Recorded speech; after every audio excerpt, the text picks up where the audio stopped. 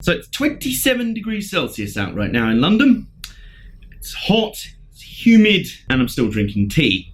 I mean, is that not the most British thing ever? No, I don't care how warm it is outside, damn it. I'm still drinking my hecking tea. Anyway, people of the internet, hello! Welcome back. I've missed you all. I hope you've all been very well. Now, you may have guessed so far on this channel, or if you know me IRL or on social media in general, that I'm a wrestling fan. I mean, I don't know what could have given you the idea there, but yes, I like wrestling a lot. I first got into it back in about 2000. I had my favourite wrestlers. I had the Hardy Boys, Rob Van Dam, Booker T, people like that. I remember playing the video games a lot with my mates at the time, and I remember especially playing with the figures and stuff with my cousins who are huge into wrestling, still are to this day. But unlike them, I kind of faded away from it in my teens. Then, a few years ago, back around 2015, I found myself kind of getting back into wrestling, and I started paying attention a bit more to WWE again. I immediately got a favourite in Seth Rollins, even though he was a baddie at the time, or as known as wrestling as a heel. For those of you who aren't wrestling fans, by the way, I'm going to try and keep this as open as possible. This is not going to be, I don't want this to be a video where if it's like, well, I know nothing about wrestling, yes, I'm going to skip this one. Incidentally, this book right here has a really good, hang on, I'm going to find it. There's a really good glossary in here about, like, the insider terms of wrestling. Face, short for babyface, the hero of a match, a reference to how many early heroes were good looking. And heel, a villain, carrying the same connotations as when used for a synonym for jerk. There you go, I didn't even know that. That's why the word heel is used to reference a baddie in wrestling. So there you go. Even though Seth Rollins was a heel, he was a baddie, I liked him. I thought he was cool. But the thing is, at that point, I just kind of watched some WWE here and there. I was that sort of fan, which is fine, no, there's no levels of you must watch X amount of hours of Y amount of different promotions of wrestling each week to be a wrestling fan. Fuck that shit. If you like wrestling, you like wrestling. But my point is, much like how I drifted away from it the first time when I was younger, that could have happened again. But then a match happened, and it's a match that was so special to me, it still gives me chills and makes me smile and kind of grin with giddy joy like I'm a 10-year-old watching wrestling again. When I watched it for the first time, it's like something in my brain went, okay, yeah, that's everything I love about wrestling. There it is. And the match in question was between Bayley and Sasha Banks at WWE NXT TakeOver Brooklyn 1 August 2015. This match, to me, from beforehand, the build up to it, the match itself, the aftermath, it is all in a perfectly self-contained nutshell what I love about wrestling. I can go back and watch it all again, as I did just before making this video to make some notes, and it still has the same effect on me. In fact, fun story, a very good friend of mine who has never really been much of a wrestling fan in her entire life mentioned to me about how they watched the Glow series on Netflix, and they really enjoyed it, and I thought, aha, I know an actual wrestling match that you need to see. She sat there, riveted for the entire match, jumping, shouting, exclaiming, and then by the end, she was as delighted as a little kid. And this is someone who's about the same age as me, who's never watched wrestling in their life. That's what makes this match so cool. Now, obviously, if you have seen the match before, you'll hopefully know where I'm coming from in this one, and you'll be going, yes, yeah, that match was awesome, yes. But if you haven't seen it before, or if you're not much of a wrestling fan before, I'm going to try and break it down as simply as possible as to why this thing was so good. To start off with, the pre-match video package, what they show in the arena on the big screens and everything, and they show on the feed for the pay-per-view and everything, it kind of sets the stage for the story of the match. And that's one of the biggest things I do love about pro wrestling. You're going to hear the word storytelling a lot because, yes, wrestling is scripted, but in the same way that Star Wars affected you, or the Avengers affected you, or Guardians of the Galaxy affected you, they were all scripted fighting. Wrestling is the exact same. And in this video package, you've set up a very simple story. Sasha Banks and Bayley are two wrestlers who are a part of a 4-wrestler stable unit called the 4 Horsewomen. But these 4 women came into NXT, which is WWE's developmental brand, sort of just below Monday Night Raw and SmackDown. They're there.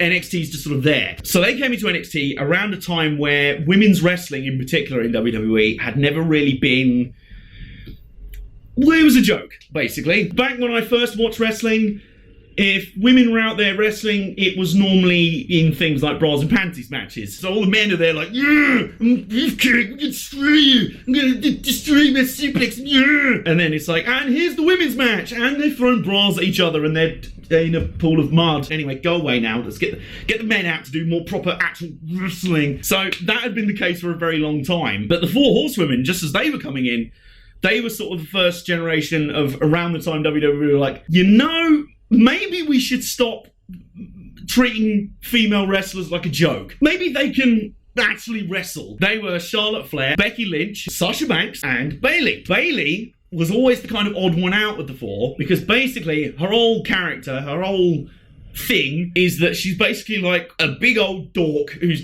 really happy to be here and just be like, I'm a wrestler. That's, wow.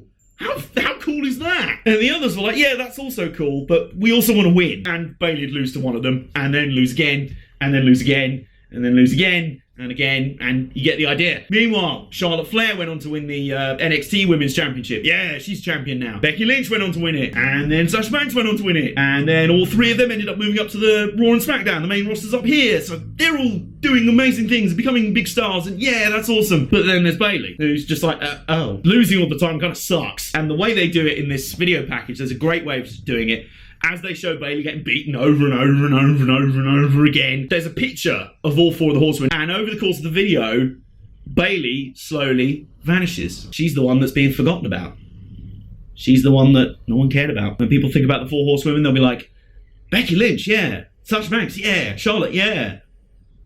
Is there another one? Oh, and by the way, Sasha Banks is the current NXT Women's Champion. And just as that part of the video fades out, it cuts to her and she goes, boo friggin' who. She doesn't have any sympathy for this sort of whimsical, emotional shite. She's the boss. She's a badass. She arrives to the ring in this match in a Cadillac Escalade flanked by bodyguards. She ain't got time for any of this nonsense. And so Bayley finally has enough and is just like, you know what?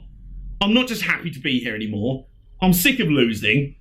I want to get my moment of glory. I really want to achieve my dreams as well. So she starts not losing. And along the way, she starts beating her fellow Four Horsewomen, the ones that she can never beat before. So she beats Charlotte, and then she beats Becky Lynch, and that match is a #1 contenders match, which means the winner of that will be the next challenger to the NXT Women's Championship, which is currently held by Sasha Banks. You get the sense throughout that this is not just about a championship here. This is not just about a belt. It's more than that, you know. It's about her place in history. It's about respect. It's about achieving a dream. She even mentions about how it's about making her mom happy, because her mom keeps coming to shows and watching her wrestle and watching her lose. So she wants to make her mom happy as well. How adorable is that? How lovely is that? You can tell Bayley's the goodie in this one, the babyface. And then you can tell Sasha is very much the heel in this one by the fact that she ends the video package by saying, Bayley's going to learn that not all fairy tales have happy endings. Simple story, well told, there you go. And I defy you not to be invested in the match before it has even begun.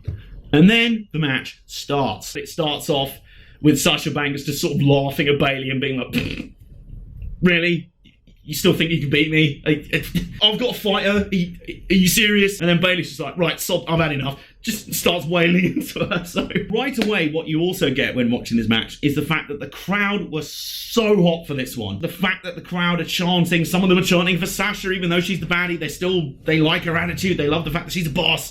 They want her to win, so they're chanting for her, and then loads of people are chanting for Bayley. And then when Sasha's being a bitch to Bayley, they'll start booing Sasha, and when Bayley fires up, they're all cheering and they're going nuts. That sort of energy can suck you in as well. You're like, now that you mention it, crowd, I do kind of hate her, and I do want her to win, and this is all awesome. And trust me, as someone who's been at live wrestling events in rowdy crowds, you know, and noisy crowds and chanting away, it definitely has an effect, and I'm not sure it has such an effect in any other artistic medium that way. So most of the first half of the match is just Sasha Banks beating the ever-loving crap out of Bayley, and Bayley struggling to still be in it. She's getting beaten down, and Sasha's just like, what are you doing? Seriously, you're a loser. She just keeps screaming at her, you're a loser. She just keeps insulting her, she's goading the crowd, and there's little touches like at one point Bayley's on the outside in pain, and Sasha's mocking her, and then Bayley rolls back in the ring to continue the match, and Sasha just has this look of disgust on her face, like, how dare you get back in the ring with me? This is an insult that I have to keep wrestling you. Now, one of the big